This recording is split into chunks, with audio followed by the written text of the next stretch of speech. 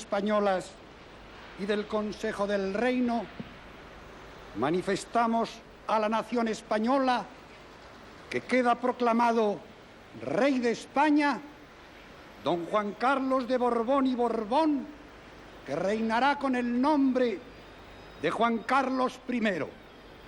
Señores procuradores, desde la emoción en el recuerdo a Franco, ¡viva el rey! ¡Viva! ¡Viva España! ¡Viva!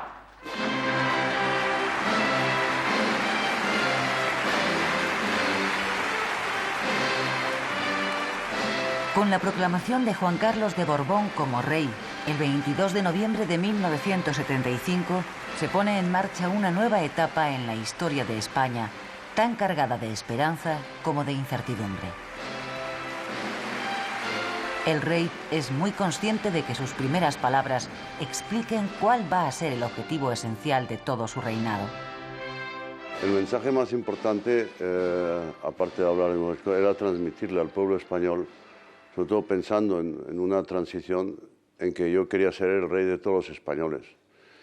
Y esto no era fácil en ese momento. La institución que personifico integra a todos los españoles. El rey quiere serlo de todos a un tiempo y de cada uno en su cultura, en su historia y en su tradición. Si todos permanecemos unidos, habremos ganado el futuro. ¡Viva España!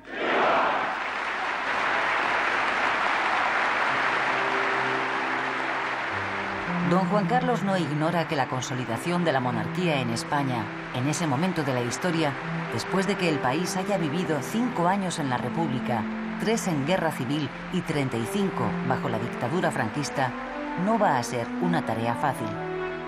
La monarquía no podía ser sin que fuera democrática. Ahora, ¿cómo? Eso no lo sabía. Entonces, lo que hicimos fue, y lo que hice sobre todo fue trabajar en poder llegar a lo antes posible a que fuera España una democracia.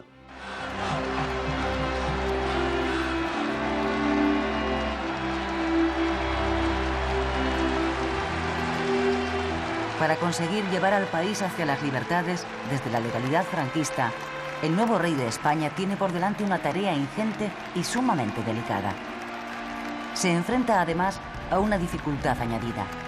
Don Juan Carlos de Borbón cuenta con escasísimos apoyos dentro del país.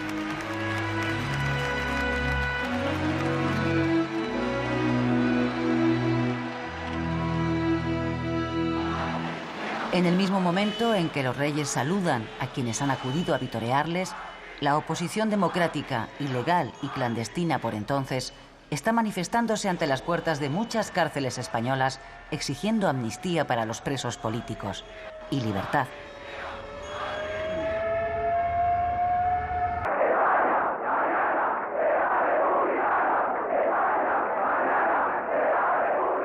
La izquierda acoge al nuevo rey, al que han apodado Juan Carlos el Breve, con abierta hostilidad.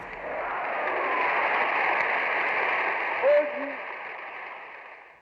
il nostro paese è in un punto cruciale. Morto Franco, è stato incoronato re Juan Carlos I.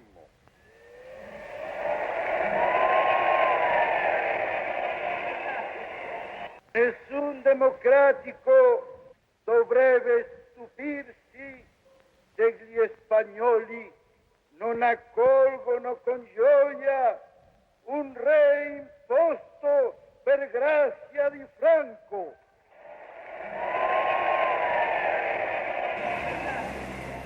Tampoco el nuevo líder socialista, Felipe González, cree en los propósitos democratizadores sobre la base de la reforma de la legislación franquista que alberga el rey. Me parece difícil porque las instituciones actuales tienen una difícil transformación como no sea sobre la base de un cambio radical, lo cual no quiere decir de ninguna manera de un cambio violento.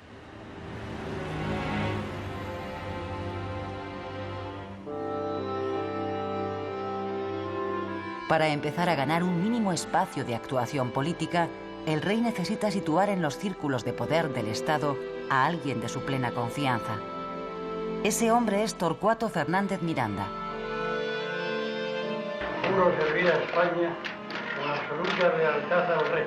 Después de gran esfuerzo, el rey logra que sea nombrado presidente de las Cortes y del Consejo del Reino.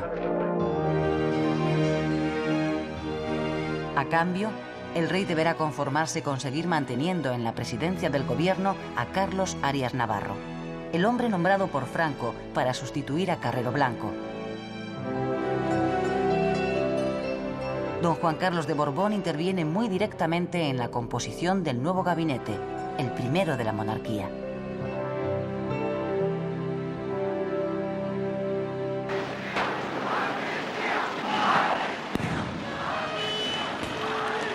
Con la restauración de la monarquía, la oposición de izquierdas incrementa su presión política en la calle para reclamar una ruptura total con el viejo régimen y un gobierno de concentración que convoque elecciones constituyentes.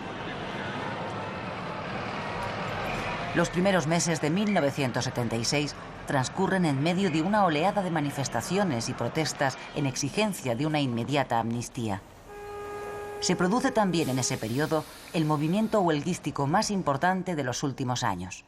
La huelga esta la vamos a ganar porque tampoco vamos a tener que aguantar mucho tiempo más. ¡Gloria a los muertos del mundo del trabajo!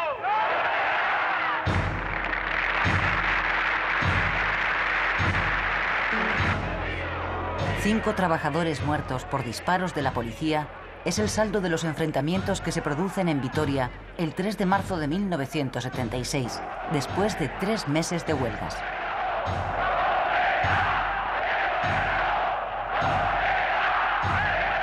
La indignación de la población ante la actuación policial es incontenible. La tensión durante el entierro es enorme.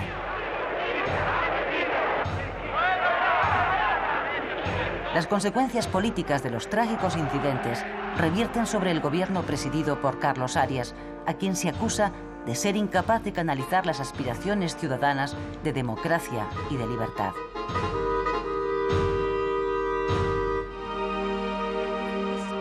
Los sucesos de Vitoria aceleran el proceso de unidad de la oposición, hasta ahora dividida en 2 organismos unitarios, la Junta y la Plataforma. El 26 de marzo se presenta a la prensa el nuevo órgano de oposición que recibe el nombre de Coordinación Democrática, a la que se suman todos los partidos antifranquistas. Popularmente será más conocida como la Platajunta. La Platajunta reclama la ruptura democrática con el pasado y la apertura de un proceso constituyente como única vía para alcanzar la democracia.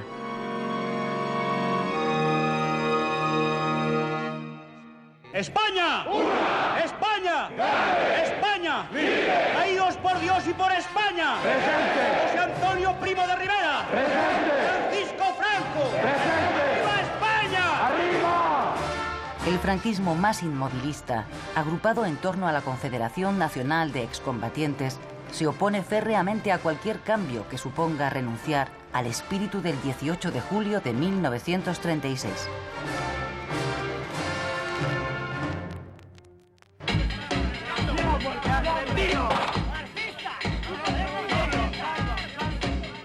Dos muertos y 4 heridos. Este es el resultado, el 9 de mayo de 1976, de un nuevo enfrentamiento violento, esta vez entre las 2 facciones del carlismo en la concentración anual en Montejurra. El suceso acaba salpicando a varios ministros y golpea de nuevo al gobierno de Arias Navarro, que aparece definitivamente ante la opinión pública como alguien incapaz de llevar adelante la transformación política que el país necesita.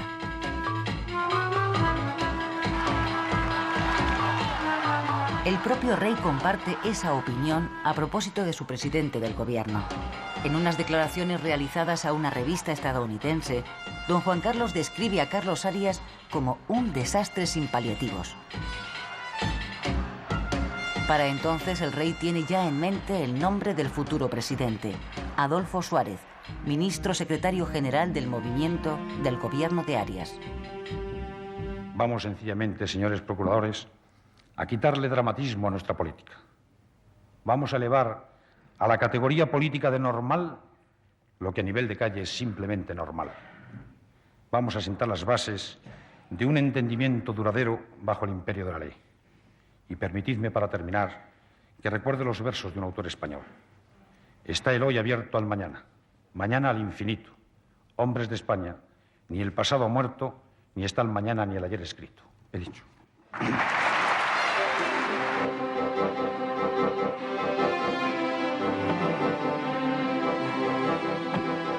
El 5 de julio de 1976, Adolfo Suárez acude a la Zarzuela para jurar su cargo como nuevo presidente del gobierno.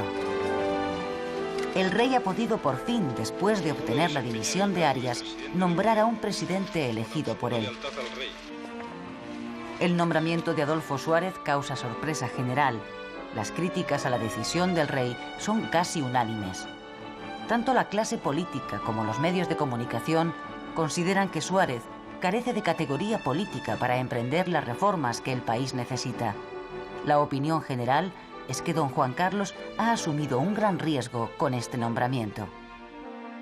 En ese momento se produce una apuesta en favor mío, y es una apuesta del rey. Y yo soy consciente de que el rey se juega, quizás con ese nombramiento mío, se juega casi el reinado. Soy plenamente consciente de ello. Los miembros del gobierno de Suárez son igualmente muy mal recibidos por la opinión pública, pero el rey, que confía en que este sea el gobierno que conduzca al país hacia las libertades democráticas, decide apoyarlo públicamente, presidiendo el primer Consejo de Ministros del nuevo gabinete.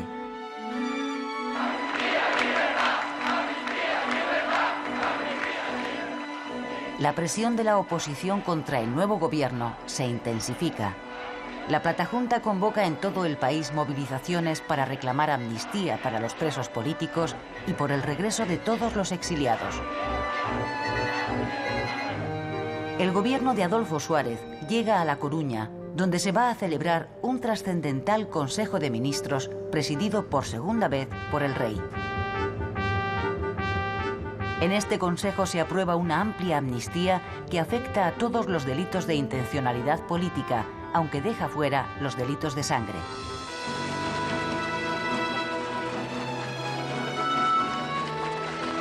La amnistía es bien recibida por la oposición, que siente que las cosas en España pueden estar empezando a cambiar.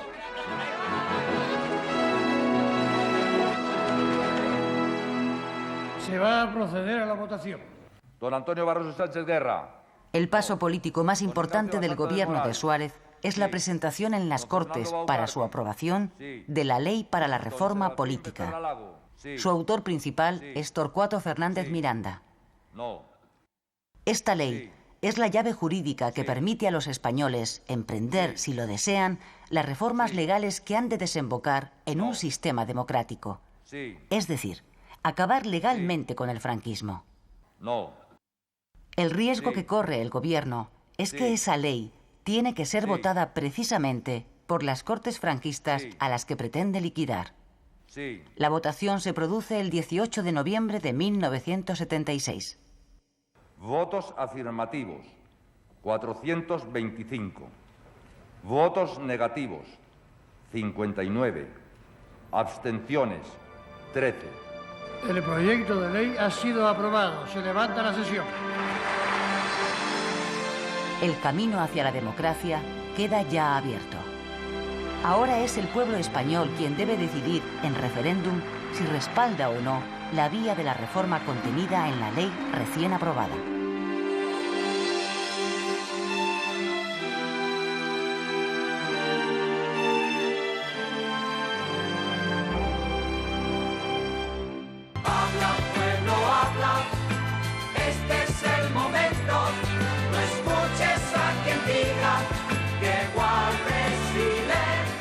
La participación en el referéndum es muy alta, un 77,4% del censo.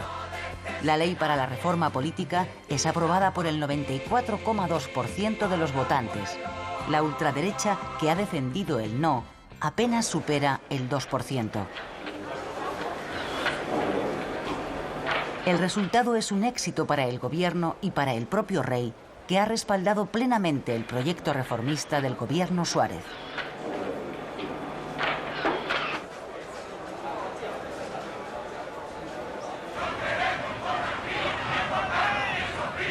Irritada por su estrepitosa derrota en el referéndum, la ultraderecha se manifiesta violentamente en la calle contra Suárez y Fernández Miranda, los dos hombres en quienes se ha apoyado el rey para impulsar las reformas democratizadoras.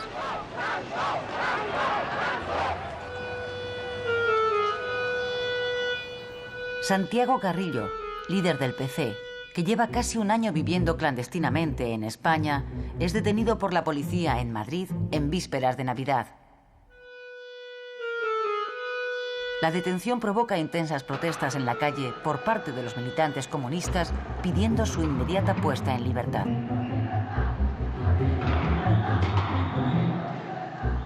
Una semana más tarde, Carrillo saldrá en libertad.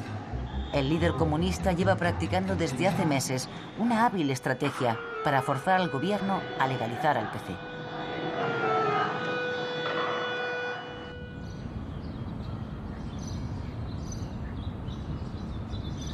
El presidente de gobierno, Adolfo Suárez, es consciente de que sin el acuerdo básico de la oposición, el proceso político emprendido será inviable. Por eso inicia, después de haber ganado el referéndum, las negociaciones oficiales con la oposición democrática. Se trata de crear, de común acuerdo, las condiciones políticas exigibles para que en el mes de junio puedan celebrarse las primeras elecciones libres. La palabra consenso se pone de moda.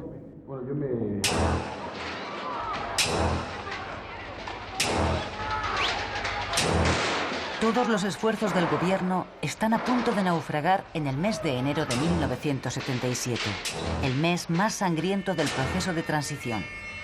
2 estudiantes muertos, un teniente general, presidente del Consejo Supremo de Justicia Militar, secuestrado por el Grapo, el grupo terrorista que desde hace un mes también mantiene secuestrado al presidente del Consejo de Estado.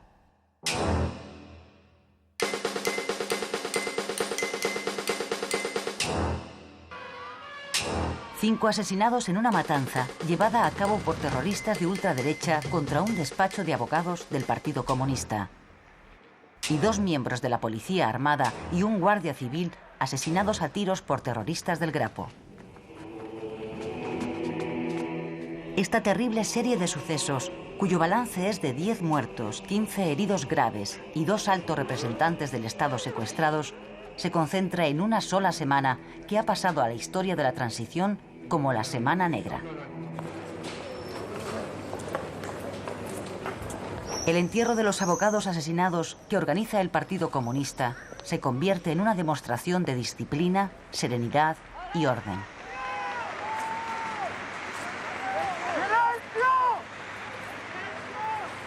Los comunistas, que siguen presionando en favor de su legalización, demuestran con este acto su voluntad de colaboración con el gobierno en pro del proceso político emprendido. Este día, el Partido Comunista se gana ante los ojos de muchos españoles su derecho a ser legalizado.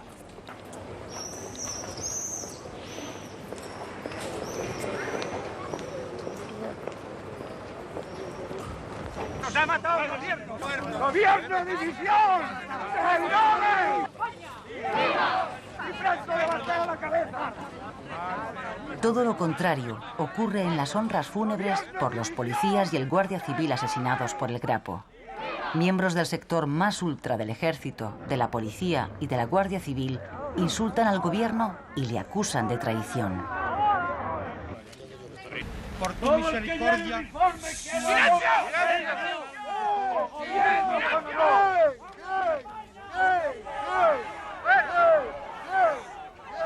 Encima de la disciplina está el honor.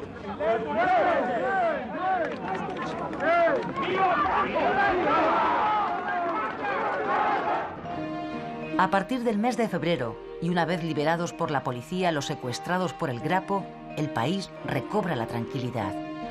El gobierno sigue adelante con sus planes para la celebración de unas elecciones libres, pero queda pendiente de resolver un asunto capital y políticamente arriesgado: la legalización del Partido Comunista.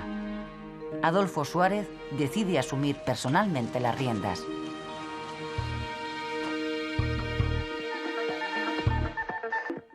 Señoras y señores, hace unos momentos fuentes autorizadas del Ministerio de la Gobernación han confirmado que el Partido Comunista...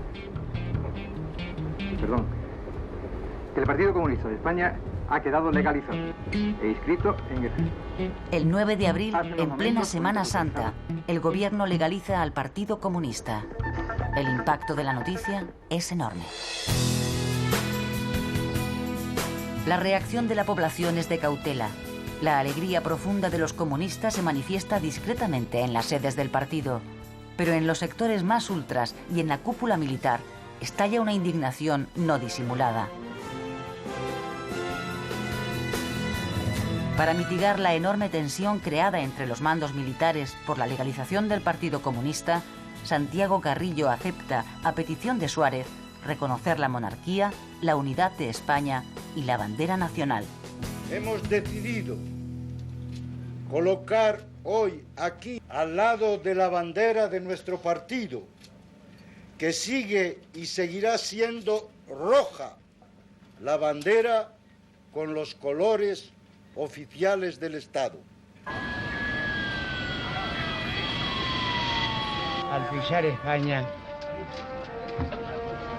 dije que vendría llorando, y llorando estoy. No tengo más que una palabra, paz. Nos hemos matado ya demasiado. Entendámonos en un régimen de libertad, poniendo todos de nuestra parte lo que sea necesario de un lado y de otro de la barricada. Son muchos 40 años. No hay históricamente nada que resista al tiempo. Áspera vida la de los españoles.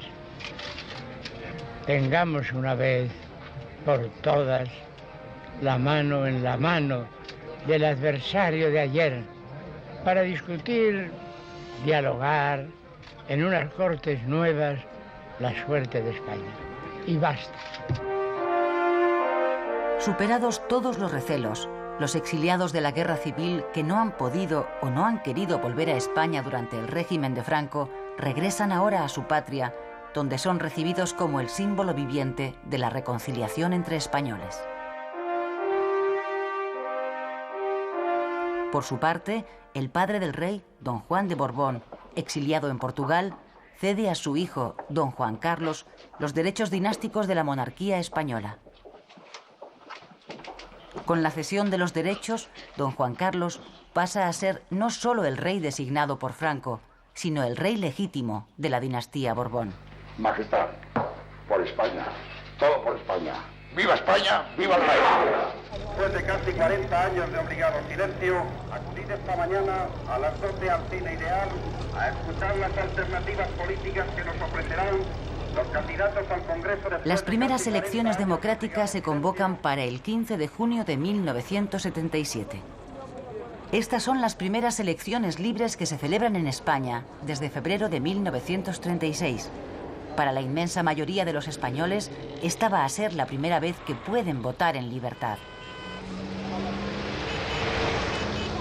El país ha conseguido en poco más de año y medio salir de un régimen autoritario y sentar las bases de una democracia de hecho en la que el pueblo recupera su soberanía.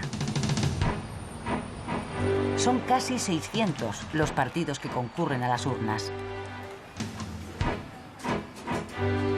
Las elecciones las gana la coalición centrista UCD, liderada por el presidente de gobierno Adolfo Suárez. Le sigue el Partido Socialista Obrero Español. A gran distancia de ambos, el Partido Comunista y Alianza Popular.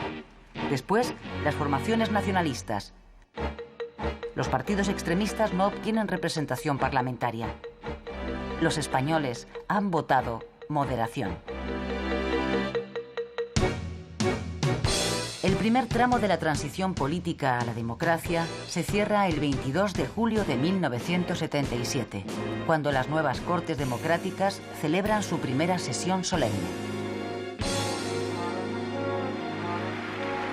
En ella se sientan diputados de la izquierda y de la derecha, representantes de las dos Españas hasta entonces separadas y ahora unidas en una tarea común. Este solemne acto de hoy tiene una significación histórica muy concreta: el reconocimiento de la soberanía del pueblo español. camino recorrido hasta el día de hoy no ha sido ni fácil ni sencillo, pero ha resultado posible por la sensata madurez del pueblo español. Entre todos hemos construido los cimientos de una estructura sólida para la convivencia en libertad, justicia y paz.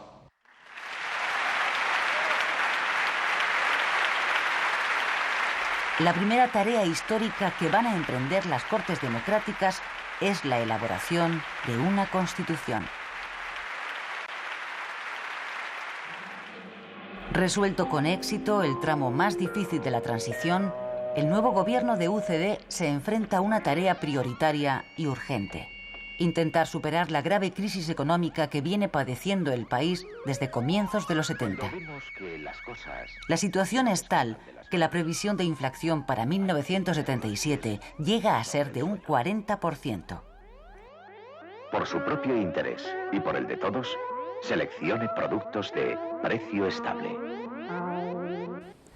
Solo si se logra suavizar la crisis económica y garantizar una cierta paz social, será posible abordar la gran tarea política, la elaboración de una Constitución. El gobierno de Adolfo Suárez propone a todos los partidos políticos de la oposición alcanzar unos pactos básicos de actuación sobre la economía española. El acuerdo se logra y en octubre de 1977 se firman los Pactos de la Moncloa.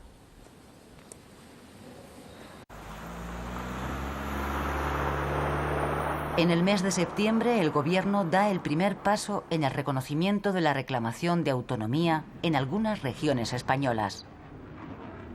Josep Terradellas, el hombre que encarna la Generalitat de Cataluña, regresa a Barcelona tras 40 años de exilio, como presidente de esta Generalitat de nuevo reconocida y aceptada. Ciutadans de Catalunya, ja sóc aquí. 2 meses más tarde se constituirá el Consejo General Vasco, órgano provisional de autogobierno.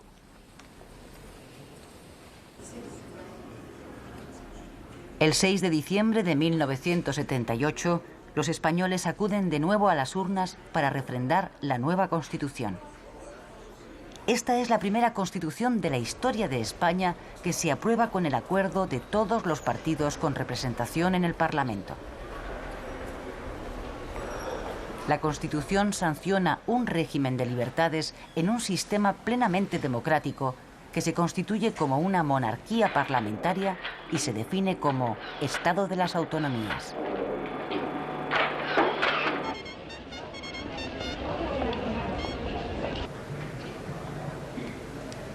Con la promulgación de la Constitución por el rey, se cierra la transición política desde un régimen autoritario a una democracia parlamentaria.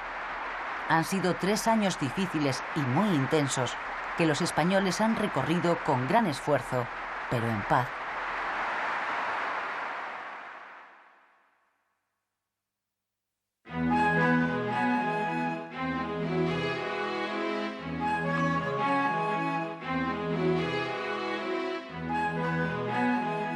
Con la Constitución en vigor, España entra en la normalidad democrática. El presidente Suárez convoca para el 1 de marzo de 1979 las primeras elecciones constitucionales. ¿Queda alguien por votar? Se cierra la mesa. Unión de Centro Democrático, UCD, el partido del gobierno, se alza con la victoria, pero no alcanza la mayoría absoluta. La segunda fuerza más votada es de nuevo el Partido Socialista. Un mes más tarde se celebran las primeras elecciones municipales libres desde los tiempos de la Segunda República. Gana de nuevo UCD en número de concejales, pero el pacto alcanzado entre los socialistas y los comunistas les permite hacerse con los ayuntamientos más importantes. El profesor Enrique Tierno Galván es elegido alcalde de Madrid. Lo que hace falta es voluntad de cooperación, conocer todos bien lo que tenemos que hacer y entender que estamos al servicio del pueblo, que ese es nuestro deber, es nuestra obligación y hacerlo con desinterés, con las manos limpias y los bolsillos transparentes.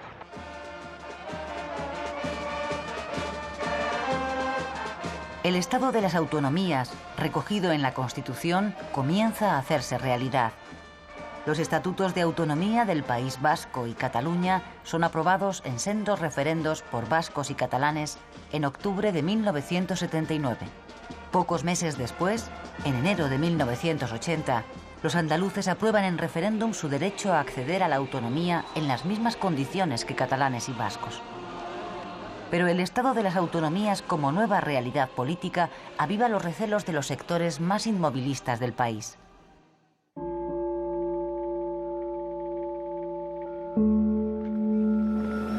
Ni con la llegada de la democracia, ni con la aprobación del Estatuto de Guernica, la banda terrorista ETA deja de matar, sino todo lo contrario, ha aumentado de una manera frenética el número de asesinatos.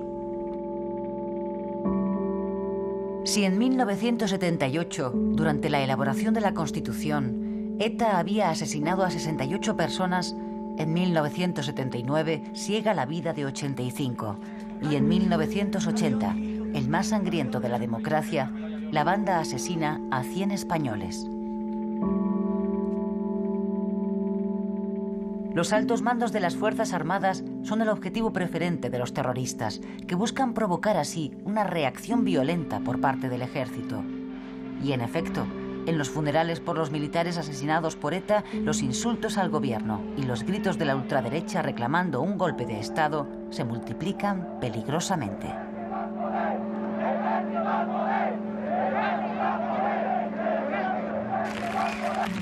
Me da miedo entrar en la cocina, me da miedo lo que pueda haber.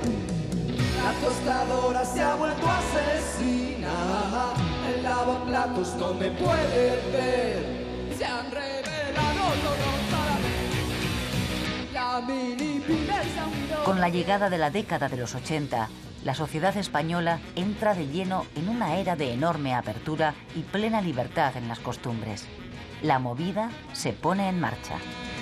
Se han revelado todos a la vez. La turmis, la plancha y la mujer. La autoridad de Suárez dentro de su propio partido, la UCD, resulta cada vez más cuestionada. Primero son los varones del partido y más tarde, en el otoño de 1980, el grupo parlamentario centrista, quienes se rebelan contra su presidente.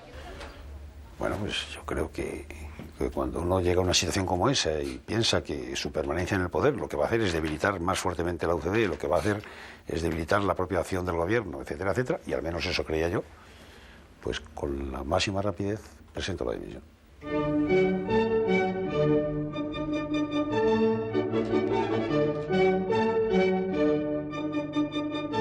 Mi marcha es más beneficiosa para España que mi permanencia en la presidencia. Y yo no quiero que el sistema democrático de convivencia sea una vez más un paréntesis en la historia de España. Buenas noches.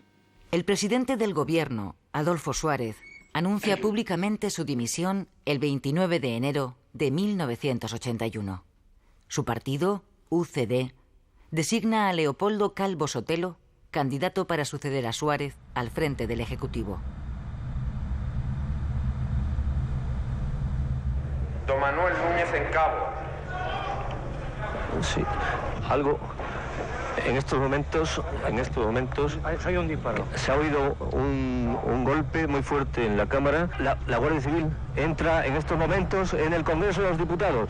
Hay un teniente coronel que con una pistola sube hacia la tribuna. En estos momentos apunta. Es un guardia civil. El teniente coronel de la Guardia Civil, Antonio Tejero, encabeza el asalto a mano armada del Congreso de los Diputados. Y vemos cómo, cuidado, la policía. ¡Al suelo! ¡Al suelo todo el mundo!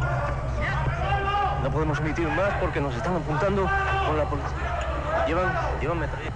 ¡Al suelo!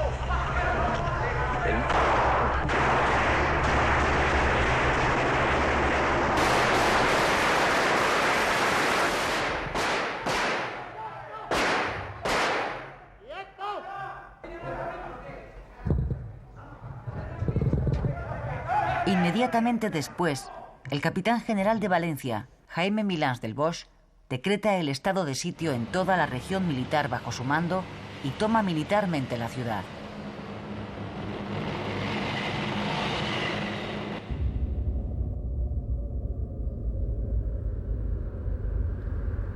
El país, sobrecogido, sigue por radio durante toda la noche las noticias sobre el golpe, al que de momento no se ha sumado ninguna otra región militar.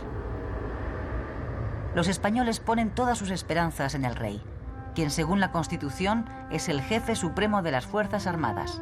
Saben que lo que don Juan Carlos haga para oponerse al golpe será decisivo. Pasada la 1 de la madrugada, el rey se dirige a los españoles por televisión. La corona, símbolo de la permanencia y unidad de la patria, no puede tolerar en forma alguna acciones o actitudes de personas que pretendan interrumpir por la fuerza el proceso democrático que la Constitución votada por el pueblo español determinó en su día a través de referéndum. Las palabras del rey tranquilizan enormemente a los españoles y desmontan radicalmente la falacia mantenida por los golpistas, según la cual el levantamiento cuenta con el apoyo del monarca. Es una noche interminable de angustia, y para sorpresa de muchos, queda claro que también el general Alfonso Armada, antiguo secretario de la Casa del Rey, está implicado en el intento de golpe de Estado. Atención, unidad móvil. Atención desde la unidad móvil número 2. Efectivamente, los primeros diputados se acercan a la primera fila de los profesionales de la información. El 24 de febrero, al mediodía, Tejero y sus guardias se rinden. Los diputados recuperan su libertad y con ella la de todos los españoles. El golpe ha fracasado. La democracia se ha salvado.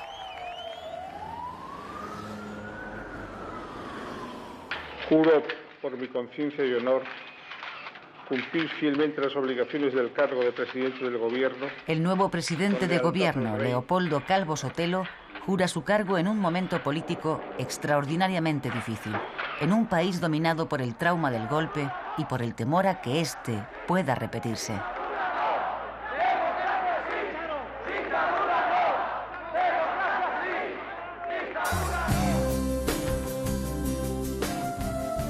Calvo Sotelo negocia con el líder socialista Felipe González el cierre del mapa autonómico con las 17 autonomías actualmente existentes. Esta será una de las prioridades políticas del nuevo presidente. Durante su mandato se negocian y entran en vigor 8 nuevos estatutos de autonomía, además de los estatutos de Galicia y de Andalucía.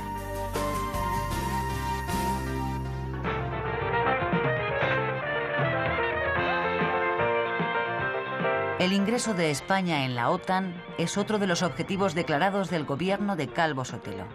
Los partidos de izquierda que se oponen radicalmente a esa incorporación convocan protestas multitudinarias.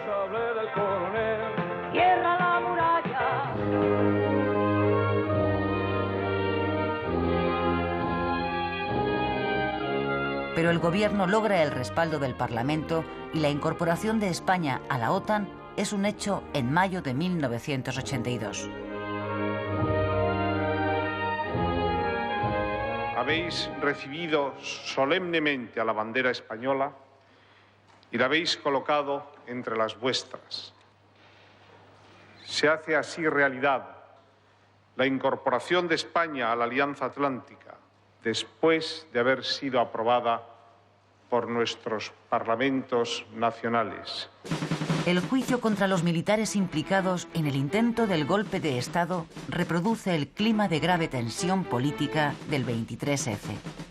En una decisión histórica que afirma la supremacía del poder civil sobre el militar, el gobierno recurre ante el Tribunal Supremo la sentencia emitida por el Tribunal Militar. El Supremo aumenta la condena de los principales responsables del golpe. El proyecto de ley de divorcio que el gobierno de Calvo Sotelo lleva al Congreso provoca grandes protestas callejeras de los sectores más conservadores del país e intensas presiones por parte de la Iglesia Católica. La ley del divorcio se aprueba finalmente con los votos de la oposición, pero ahonda de manera irreversible la profunda división que ya existe en el seno de UCD.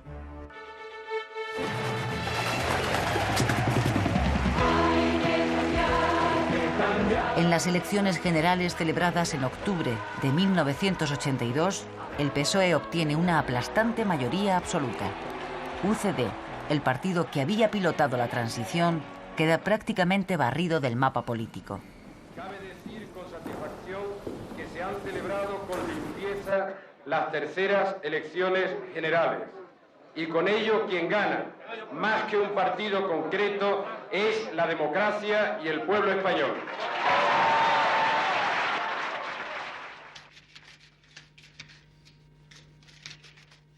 Prometo por mi conciencia y honor cumplir fielmente las obligaciones del cargo de presidente del Gobierno con lealtad al Rey. 2 de diciembre de 1982. Por primera vez en 50 años, la izquierda vuelve al poder. El nuevo gobierno socialista tiene por delante 2 tareas urgentes: el asentamiento de la democracia y la estabilización y modernización económica del país.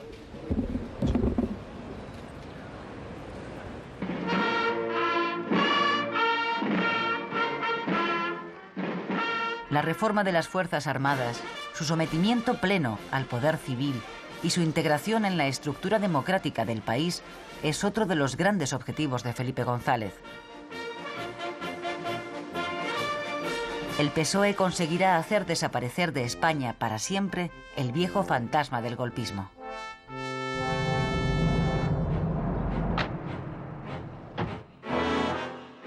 Nada más tomar posesión, el equipo económico del gobierno aborda la reconversión de la industria pública, lo cual provoca constantes movilizaciones de trabajadores.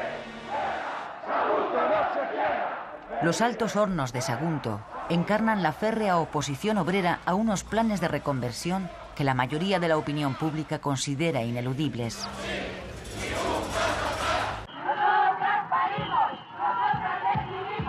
Dos meses después de su llegada al poder, el gobierno aprueba el proyecto de ley de despenalización parcial del aborto. Las movilizaciones de los sectores conservadores y la presión de la jerarquía católica son de alta intensidad. También la reforma educativa es motivo de problemas para el gobierno. Los socialistas pretenden y consiguen que el Estado tenga un control más firme sobre los centros de enseñanza que, siendo privados, reciben subvenciones públicas.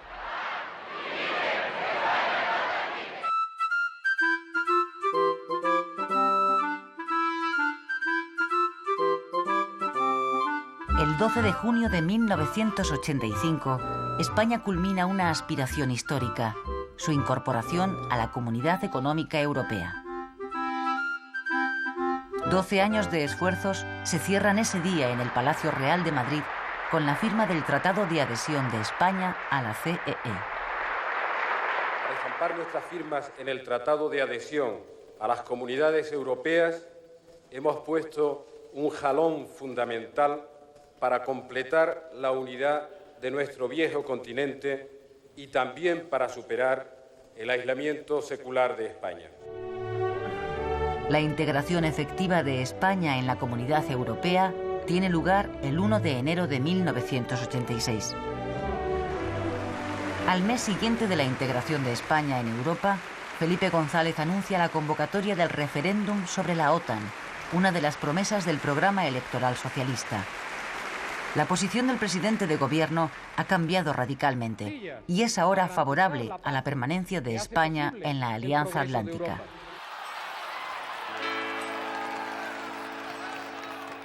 Para hacer esta muralla, tráiganme todas las manos. Pero todos los partidos a la izquierda del PSOE, además de muchas organizaciones ciudadanas, mantienen una cerrada oposición. Los sondeos prevén una derrota del gobierno en el referéndum. El gobierno socialista logra ganar el referéndum de la OTAN. 3 meses más tarde, el PSOE vuelve a obtener mayoría absoluta en las elecciones generales.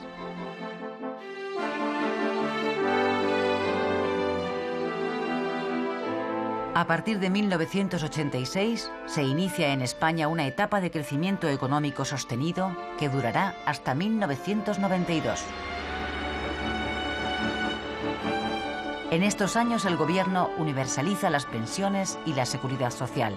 aumenta la cobertura del desempleo e intensifica la inversión en infraestructuras, autovías, trenes de alta velocidad y comunicaciones. Se fortalece así el estado de bienestar.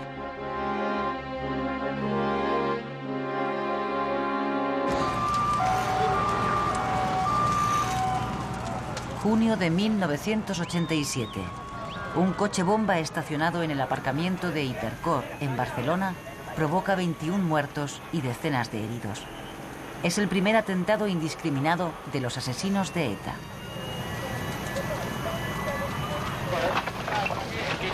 Seis meses después, la banda perpetra otro atentado masivo contra la casa cuartel de la Guardia Civil de Zaragoza. Hay 11 muertos, 5 de ellos niños.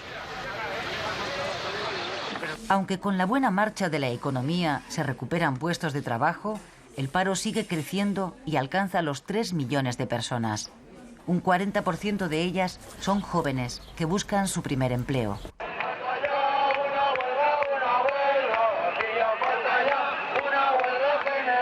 Diciembre de 1988.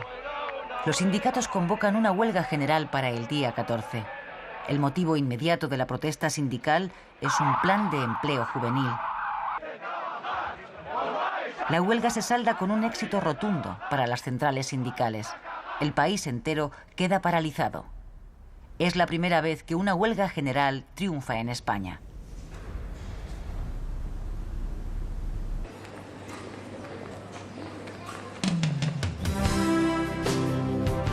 Septiembre de 1989.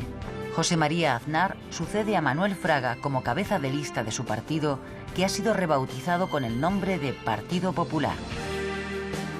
Aznar renuncia a la presidencia de Castilla y León para presentarse a las elecciones de octubre como candidato a la presidencia de gobierno en contienda con el candidato socialista, Felipe González. Las elecciones generales de octubre de 1989 dan la victoria por mayoría absoluta por tercera vez consecutiva al Partido Socialista.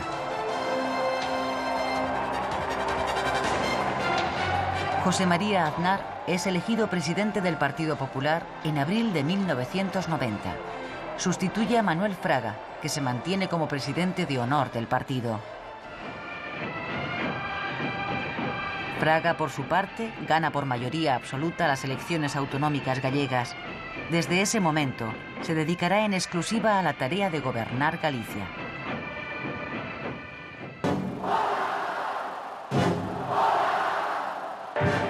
La espléndida organización de los Juegos Olímpicos de Barcelona y de la Exposición Universal de Sevilla, que tienen lugar en 1992, ofrecen al mundo la imagen de una España sólida y moderna, algo impensable tan solo unos años atrás. Los fuegos artificiales de los fastos del 92 ponen fin, sin embargo, a los años de prosperidad. Una fuerte crisis económica golpea de nuevo al país.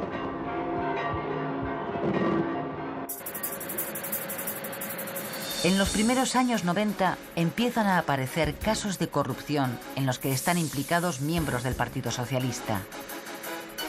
El primer asunto aireado por la prensa es el caso de Juan Guerra, hermano del vicepresidente de gobierno, que acaba provocando meses más tarde la dimisión del propio Alfonso Guerra. A esto le sigue la aparición del caso Filesa, que pone al descubierto la financiación irregular del PSOE. Durante los años siguientes, la prensa saca a la luz otros casos de corrupción económica en los que se ven implicados importantes personajes del mundo económico y financiero.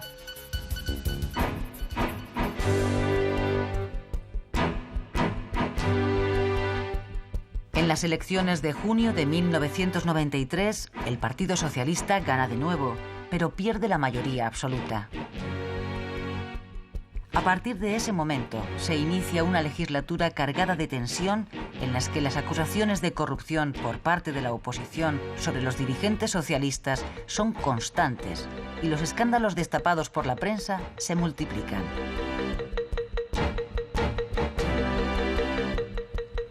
El escándalo más llamativo es el protagonizado por el director de la Guardia Civil, Luis Roldán. Acusado de haberse enriquecido ilegalmente, Roldán se ve forzado a dimitir y a continuación huye de España. Roldán será más tarde detenido, juzgado y encarcelado. Además de los escándalos de corrupción, la prensa imputa al gobierno la responsabilidad de la guerra sucia contra ETA, al haber creado y financiado el grupo terrorista GAL.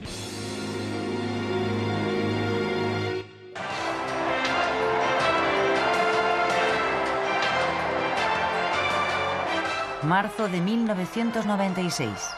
El Partido Popular gana las elecciones. La victoria del PP se produce por un estrecho margen, lo que obliga a José María Aznar a buscar acuerdos con los partidos nacionalistas. Juro cumplir fielmente las obligaciones del cargo de presidente del Gobierno con lealtad al Rey. El gobierno de José María Aznar tiene ante sí un reto clave: la mejora de los datos económicos que permita a España formar parte de los países de la Unión Europea que compartan la nueva moneda única, el euro. Eso se consigue al finalizar 1997. La posición de España es una posición sólida, de confianza, de credibilidad, en todos los datos y magnitudes económicas que nos han servido para traernos a la moneda única, el euro. El terrorismo de ETA no ha cejado ni un solo momento en estos años de democracia.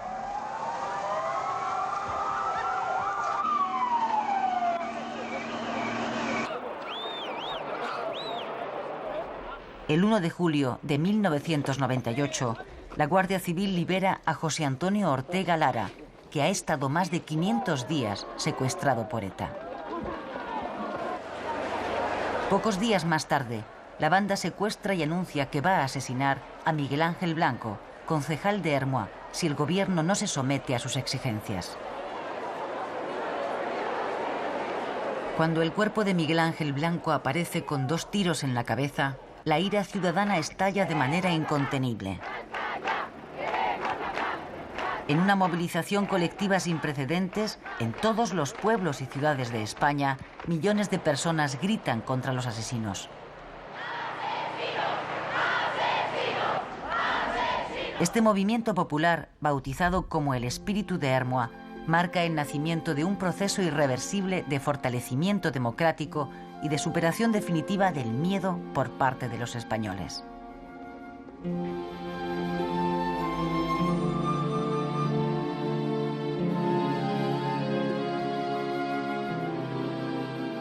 En marzo de 2000, José María Aznar es investido de nuevo como presidente.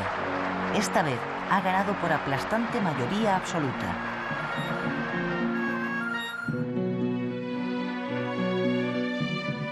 El Partido Socialista sustituye a su líder. En julio de 2000, José Luis Rodríguez Zapatero es elegido nuevo secretario general del PSOE. Él será quien le dispute a Aznar en las siguientes elecciones el apoyo popular para ocupar la presidencia del gobierno. La segunda legislatura del Partido Popular continúa proporcionando una mejora constante de la situación económica española. Nuestra incorporación al euro el 1 de enero de 2002 supone el espaldarazo a una política económica gestionada con éxito indiscutible.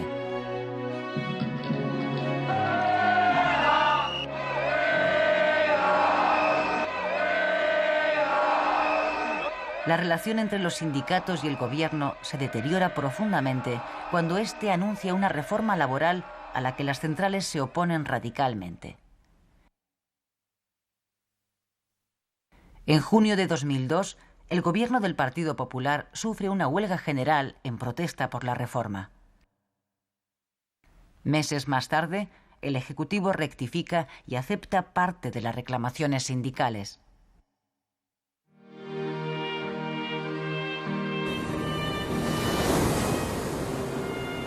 En noviembre de 2002 se produce la mayor catástrofe ecológica de la historia de España. El petrolero Prestige se hunde frente a las costas gallegas y vierte al mar miles de toneladas de fuel. Las costas de Galicia son, junto con las especies marinas, las grandes víctimas de la tragedia. La oposición acusa al gobierno de haber abandonado a los gallegos a su suerte.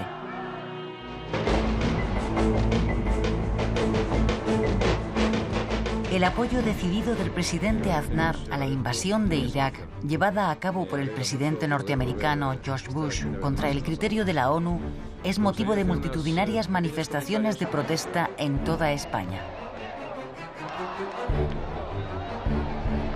La opinión pública española está mayoritariamente en contra de esa guerra.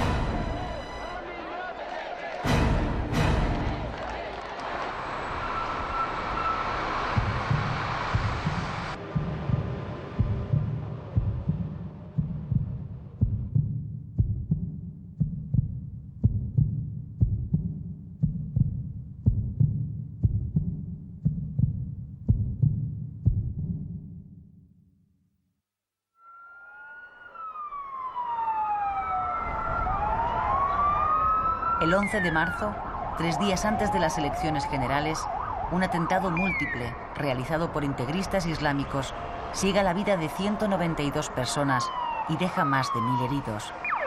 Eva Belén, Susana, Emilián, Carlos, Óscar, Rodrigo, Rodolfo, José Luis, Abel, le asesinaron el propio día de su cumpleaños. Javi tenía 25 años. Pilar, Daniel, pasado mañana tendría que haber cumplido 21 y era mi propio hijo. Se trata de la mayor matanza terrorista jamás sufrida por los españoles.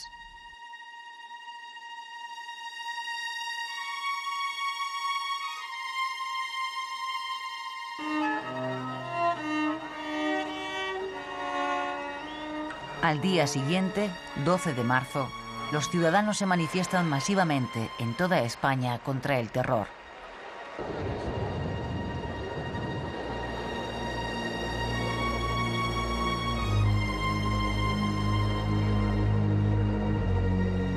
La oposición acusa al gobierno de estar ocultando información trascendental a los ciudadanos sobre los auténticos autores del atentado.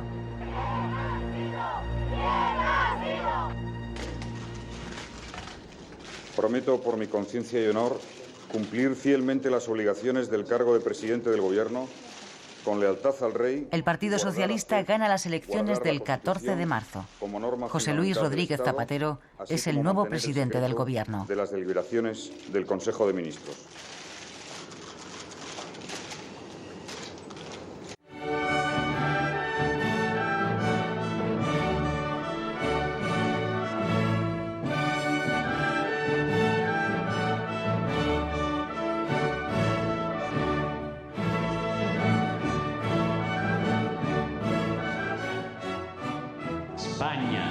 España. Roma, 29 de octubre 2004. Un día histórico para Europa. Los jefes de Estado o de Gobierno de los 25 miembros de la Unión estampan su firma en la primera Constitución Europea.